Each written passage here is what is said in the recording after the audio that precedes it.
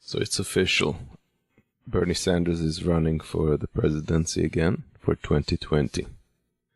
And I wanted to touch on a few things relating to that because there's a lot of chatter by people who not necessarily support his candidacy. For example, the New York Times, there's been articles that suggested that he was primarily favorite of a white demographic, but not so much of minority demographics. And that's been greatly disputed. In a Gallup poll conducted in September of 2018, it showed that among whites, Bernie Sanders had favorable 49%. At the same time, non-whites supported Sanders at a rate of 64%. Now, demographically also, age-wise, from 18 to 34, 59 supported him. 35 to 54, 58% supported Sanders. And 55 and older, only 45% supported him. It's kind of interesting information. Among Republicans, surprisingly, there is 26% support for Bernie Sanders, which I find very surprising. The most important thing here is that among independents, 54% supported Sanders, which is at this early stage quite incredible. It's kind of surprising, as a matter of fact. Among Democrats, 78 were favorable to Sanders. And nationally, overall, 53% of adults were favorable to Sanders. These poll results are quite incredible, considering he didn't announce yet until this week that he would run. Another poll, the Harris-Harvard poll, indicated similar numbers, except in their case, they indicated Sanders had an approval rating of 73% by African Americans and 68% by Hispanics and 62% by Asian Americans.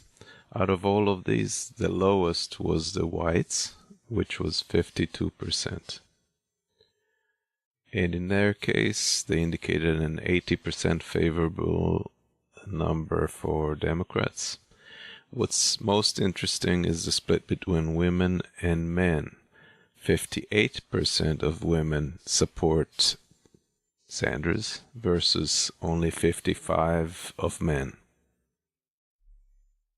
So all of these arguments made in the mainstream media about Sanders not connected with minority voters or with women, the Sanders bro idea, and so forth, basically collapse. When Kamala Harris boasted right after she launched her campaign that she raised about $1.5 million in the 24 hours after her announcement from 38,000 people, everybody cheered, and it is indeed an impressive figure.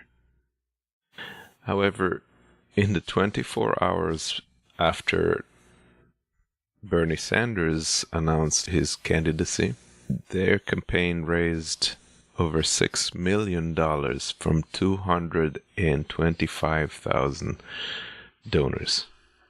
So just compare the two. And I don't think anybody right now, among all the candidates on the Democratic side, comes even close to those figures. And those are indicators. I'm not saying that the campaign should boast about it. However, those are the real indications where people's support is. And the general mainstream media doesn't really either highlight that or discuss it. They mainly do the opposite. They're very dismissive of Sanders in general terms. They're saying he's one of many candidates in a crowded space. And they're saying he would have hard time to win the African American vote unless he does something different. They say that he's more challenged this time because there's more candidates in the field versus one sole candidate in 2016. There's a lot of stuff that's being said, but when you see the actual grassroots support for this candidate, you realize that there is something beyond that. It's a movement, and people have learned that they can trust Bernie Sanders and his positions. They learned that what he says is what he means in great part, as opposed to a lot of those new candidates that have adopted his stance, but we don't fully know to what extent they would support things or not. They sometimes keep it vague. They sometimes walk it back, like Kamala Harris and the healthcare for all, or Klobuchar and her support supposedly for the Green Deal, where she's like basically withered it down to putting the US back in the Paris Agreement and kept everything else kind of like vague and loose. With Bernie Sanders, we know where he stands. We know he's going to push his agenda, even if it's not popular. And we know that the population actually sees it and moves to his support. And that's what's changed a lot of the positions in the Democratic Party over the last 2 years. Sometimes I laugh because there are people who dismiss Sanders because of his age. And to those I point out that Trump is not a spring chicken either.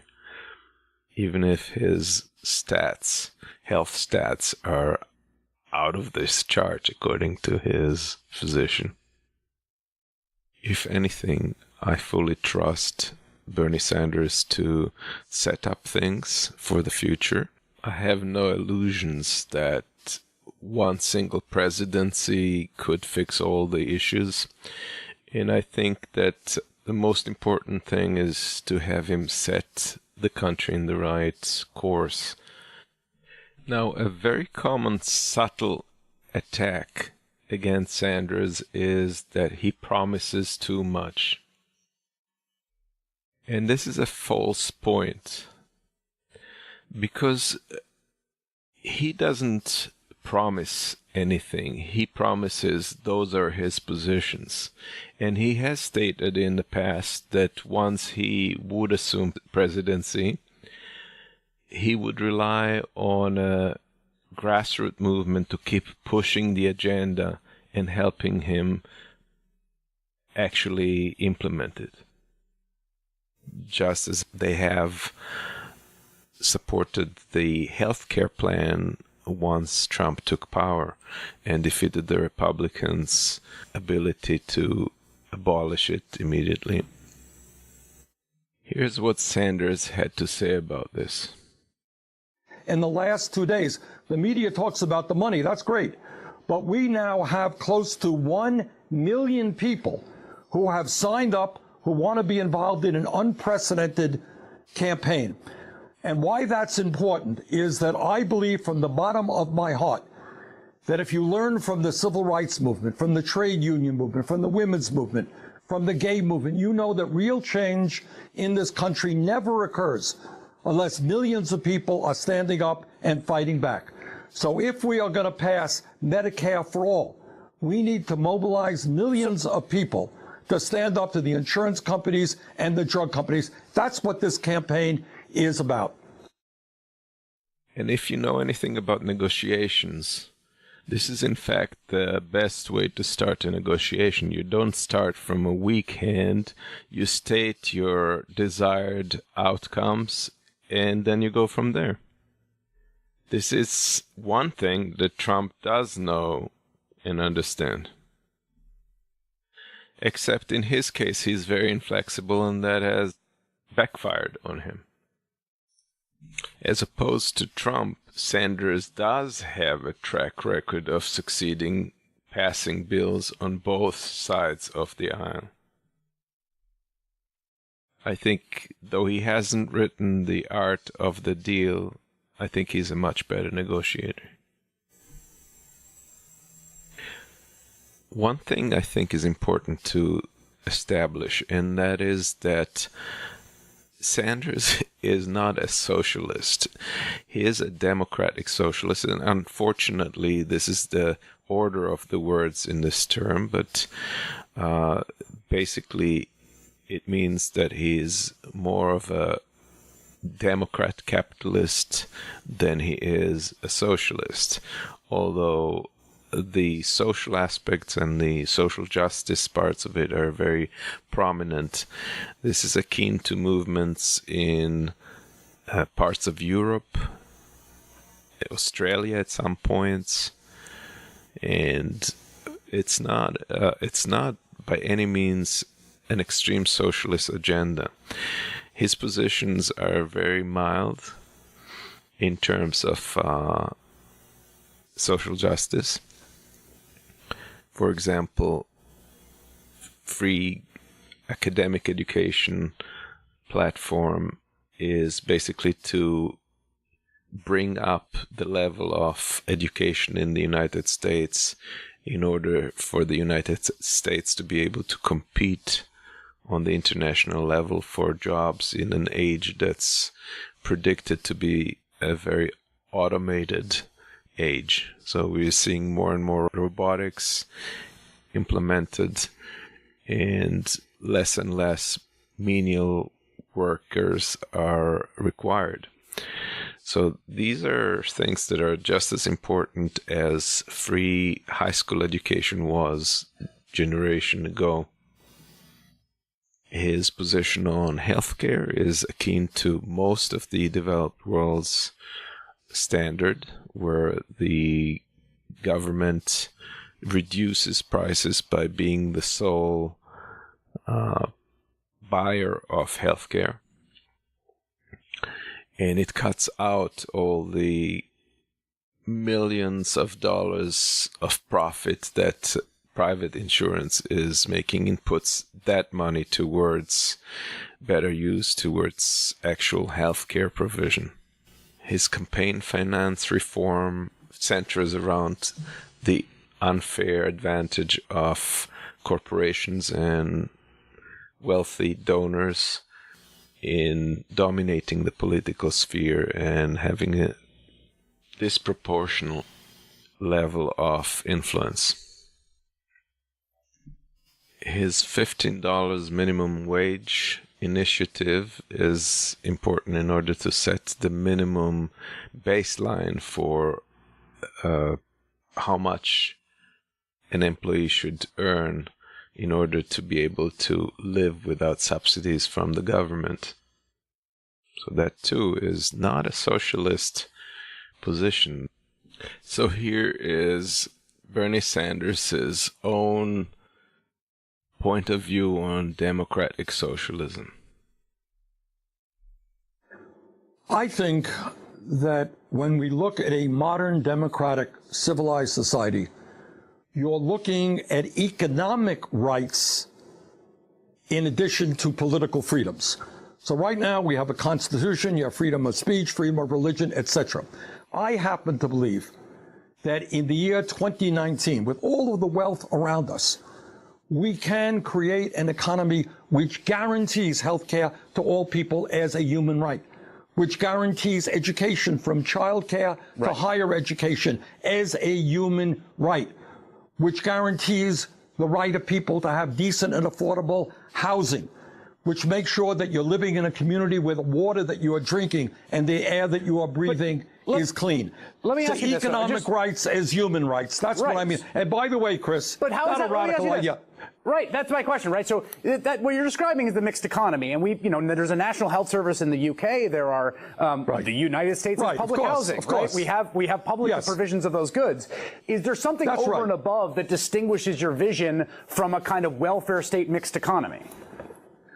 Well, I should also add that in 1944, this is exactly what Franklin Delano Roosevelt talked about. He talked about jobs and health care and education as a human right to be guaranteed by the government. And what I'm talking about exists in many countries all over the world. You go to countries in Scandinavia, college education is free. Every other major country on earth guarantees health care to all people as a right. Most countries have higher minimum wages than we do. So essentially what we are talking about is making sure that a vibrant democracy makes sure and guarantees that all of our people can have a decent standard of living and that we do not have this grotesque level of income and wealth inequality where 3 people end up owning more wealth than the bottom half of the country, where a handful of billionaires can spend hundreds of millions of dollars to buy elections. That's what the political revolution is about. That's what democratic socialism means to me. Those are all not really socialist positions. They're positions that bring in a modicum of reason and fairness, and they are all in the framework of democratic capitalism that is the basis for this country. And in no time has Sanders disputed that system on its merits. So I know this is going to be a major attempt from Republicans to disqualify Sanders because of these positions that they don't agree with, because they're not very profitable for the corporations that support them or the wealthy people that are supporting Republicans. However, they're seen as greatly reasonable by the majority of the US voters. And poll after poll indicates that, which is what pressured the rest of the Democratic Party to move in his direction. Not that he was somehow inspiring them to, but the fact that people understand where he's going and what he's saying. Before I launch into the next subject, I'd like to sip a little coffee here. Thank God for fair trade coffee. So the next story is about Dianne Feinstein and a group of kids that was ushered into her office by a organization called the Sunrise Movement. It's an organization that has put their faith in the New Green Deal and is supporting it. And the kids came in, they were ushered in, and Dianne Feinstein came out to see them. It gives me no pleasure to discuss this topic because it is a topic that's clearly showing the generation gap in the political class. And I'll explain about it later, but let's first listen to what happened. Oh, hi, everybody. Hi. Hello. Oh, tell me where you're from. Well, we're from all over the Bay. All around the Bay. All right, and tell me what you're doing here. We are trying to ask you to vote yes on the Green New Deal. Please. Okay, I'll tell you what. We have our own Green New Deal piece of legislation. Why don't you call back, see if they can fax one out, make a copy for each person. Well, we're trying to promote the Green New Deal. Well, there are reasons why I can't, because there's no way to pay for it. Yes, there is. That's We have tons of money going to the military. A lot of it is going to military. Well, I understand that. The United States government does a lot of things with the money, and they're important things. And you just can't go in and say, okay, we're going to take hundreds of millions from here and hundreds of millions from there. It just doesn't work that way. But of course But you can have, I don't agree with what that resolution says. That's part of it. And we have done our, can you get a copy of the resolution? Yeah, Senator, we need a plan that... And let me just finish. I will give you a copy of what we do support. And you can take a look at it, and if you've got a problem with it, you can let me know. But I think it has a much better chance of passing than what this is, because there is no way to pay for what it gets done, so nothing will happen. So you be the judge, you take a look at it, we're going to get you a copy. But we have come to a point where our earth is dying, literally, and it is going to be a pricey and ambitious plan that is needed to deal with the magnitude of that issue. And so we're here asking you to vote yes on the resolution for the Green New Deal, because that is the only that resolution will not pass the Senate, and you can take that back to whoever sent you here. Why do you and think tell we're them here? because it doesn't have a single Republican vote, and the Republicans control the United States Senate. So we are a minority on the Democratic side. So the key to good legislation is to tailor something that you write so that it can pass and you can get a step ahead. I've been doing this.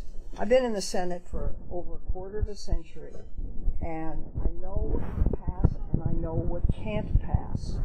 And the key is to get something passed that puts us on the right foot and we're able to deal with the problem that's happening instead of something that won't get passed. But why does that stop you from voting yes? Because even if they vote, you can still vote yes and it won't pass and we can draft a new plan. Well, I may do that. We'll see. I don't know. Please vote but yes. it's not a good resolution. You know, I what we need right now. Some scientists have said that we have 12 years to turn this around. well, it's not going to get turned around in 10 years. What we can do Senator, if is this put doesn't get turned around in ourselves- 10 years, you're looking at the faces of the people who are going to be living with these consequences. The government is supposed to be for the people and by the people and all You know for the what's people. interesting about this group is I've been doing this for 30 years. I know what I'm doing. You come in here and you say it has to be my way or the highway. I don't respond to that. I've gotten elected. I just ran.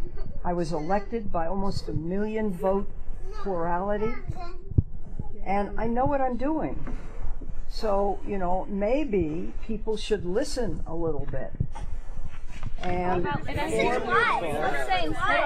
this is what, can we staple the pages together? I hear what you're saying, but we're the people who voted you. You're supposed to listen to us. That's your, How old are your you? job. How old I'm are you? 16. I Well, can't you didn't vote for me. Well, Oi. Well, to Senator Feinstein's credit, she did come out and see the kids, and she did treat them as adults pretty much, maybe too much so. And I respect that. However, it really shows a disconnect there. The reason I said it was a generational gap is because Feinstein is one of the establishment politicians that have served in her position for, like she said, 30 years. And she certainly is not used to being interrupted in that kind of way, and I'm sure that rubbed her the wrong way.